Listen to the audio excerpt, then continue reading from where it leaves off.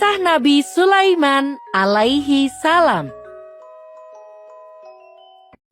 Sulaiman adalah putra dari Nabi Daud alaihi salam. Ia terkenal dengan sifatnya yang terpuji dan juga cerdas. Pernah suatu ketika, ada dua orang wanita yang memperebutkan satu bayi. Mereka berdua menghadap kepada Nabi Daud untuk meminta keadilan. Nabi Daud memutuskan bahwa bayi itu milik wanita yang lebih tua. Keputusan ini membuat wanita yang lebih muda merasa kecewa. Ia pun meminta Sulaiman untuk memberikan saran.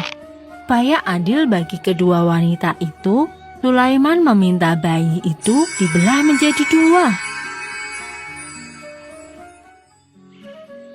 Saran Sulaiman disambut dengan gembira oleh wanita yang lebih tua. Baginya, itu adalah keputusan yang adil. Sementara wanita yang lebih muda nangis terseduh. Ia berkata, "Lebih baik aku kehilangan bayiku daripada ia dibelah menjadi dua." Sulaiman pun memutuskan bahwa bayi itu adalah anak dari wanita yang lebih muda. Karena seorang ibu tidak mungkin tega melihat anaknya disakiti. Kecerdasan, kebijaksanaan, dan keadilan pada diri Sulaiman begitu tinggi. Rakyat Bani Israel langsung mengangkat Sulaiman menjadi raja setelah Nabi Daud wafat. Allah kemudian mengangkat Sulaiman menjadi rasulnya. Pada masa pemerintahan Nabi Sulaiman, rakyat Bani Israel mencapai masa kejayaan. Mereka hidup dalam kemakmuran. Namun, pada masa itu pula, praktek ilmu sihir semakin berkembang. Banyak ahli sihir yang bersekutu dengan setan untuk mempengaruhi rakyat Bani Israel agar meninggalkan ajaran Nabi Sulaiman. Oleh karena itu, Nabi Sulaiman memerintahkan agar semua buku sihir dikumpulkan. Semua buku sihir dikumpulkan dan dikubur di bawah istana. Nabi Sulaiman berdoa, memohon ampun atas dosa dan kesalahan rakyatnya. Nabi pun berpesan, siapapun yang mencoba mengambil catatan ini, niscaya dia akan hangus terbakar. Setelah itu, rakyat Bani Israel pun kembali ke ajaran yang benar. Suatu ketika, Allah Subhanahu wa Ta'ala memerintahkan kepada Nabi Sulaiman untuk membangun sebuah rumah suci atau Baitul Maqdis untuk menyembah dan memuliakan Allah. Pasukan Nabi Sulaiman bahu-membahu membangun Baitul Maqdis di kota Yerusalem. Setelah rumah suci selesai, Allah memerintahkan umatnya untuk berziarah dan berhaji ke Baitul Maqdis tersebut. Nabi Sulaiman pernah bernazar akan berkeliling dunia setelah Baitul Maqdis selesai dibangun. Maka berangkatlah Nabi Sulaiman beserta para pasukannya. Mereka akhirnya tiba di lembah Asgalan, sebuah lembah yang dihuni oleh kerajaan semut. Sang Raja Semut memerintahkan seluruh rakyatnya untuk bersembunyi karena pasukan Nabi Sulaiman sudah dekat. Dan saat tiba di lembah tersebut, Nabi Sulaiman memerintahkan agar pasukannya berhenti sejenak.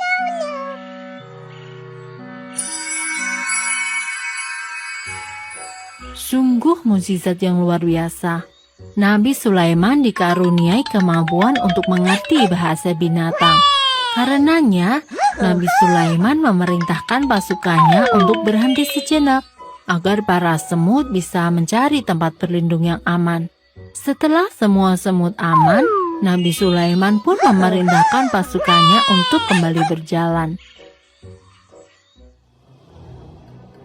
Beberapa waktu kemudian, sampailah rombongan Nabi Sulaiman di sana, sebuah padang pasir yang gersang dan tandus. Ketika sedang beristirahat, Nabi Sulaiman menerima laporan yang mengejutkan dari pasukannya, yaitu burung Hud. Burung Hud berkata bahwa di negeri Yaman ada kerajaan Sabah yang dipimpin oleh Ratu Balkis yang sangat cantik jelita. seluruh kerajaan itu menyembah pada matahari. Nabi Sulaiman lantas mengutus burung Hud ke Saba untuk menyampaikan surat. Dalam surat itu, Nabi Sulaiman meminta agar seluruh kerajaan Saba berhenti menyembah matahari dan menyembah hanya kepada Allah saja. Rupanya kerajaan Saba tidak mau menuruti perintah Nabi Sulaiman. Ratu Balkis mengutus pengawalnya untuk menemui Nabi Sulaiman sambil membawa hadiah. Jika Nabi Sulaiman menerima hadiah tersebut, pastilah ia hanya manusia biasa dan bukan utusan Tuhan. Kabar tentang rencana Ratu Balkis didengar oleh burung Hud. Segera saja burung Hud menemui Nabi Sulaiman.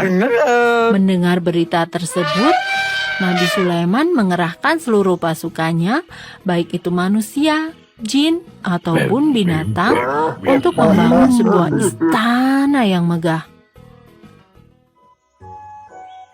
Istana itu selesai sebelum utusan Ratu Balkis tiba. Istana yang begitu megah menggambarkan kejayaan Bani Israel dan kemuliaan Raja Sulaiman sebagai Nabi Allah. Utusan Ratu Balkis merasa ciut. Kekayaan negeri Saba bukanlah tandingan Raja Sulaiman.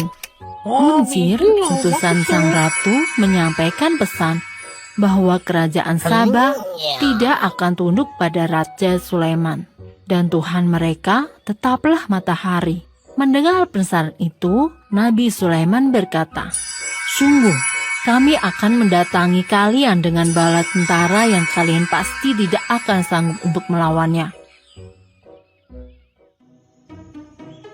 Ancaman Nabi Sulaiman tentang perang membuat Ratu Balkis cemas.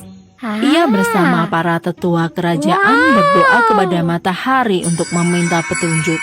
Namun, matahari tidak memberikan jawaban. Pada saat itulah Ratu Balkis sadar. Matahari bukanlah Tuhan. Maka, ia bersama rombongan kerajaan pergi menuju istana Sulaiman.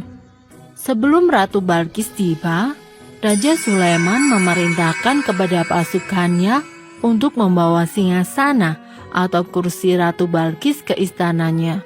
Jin Ifrit yang merasa hebat menyanggupinya. Namun ia gagal.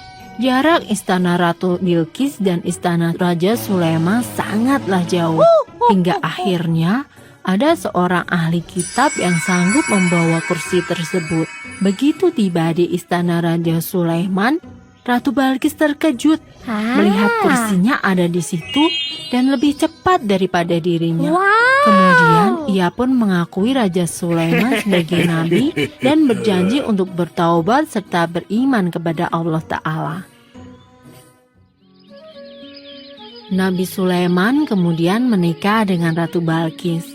Dan itu artinya kerajaan Bani Israel bersatu dengan kerajaan Saba. Kekuatan ini menjadikan mereka semakin besar dan berjaya.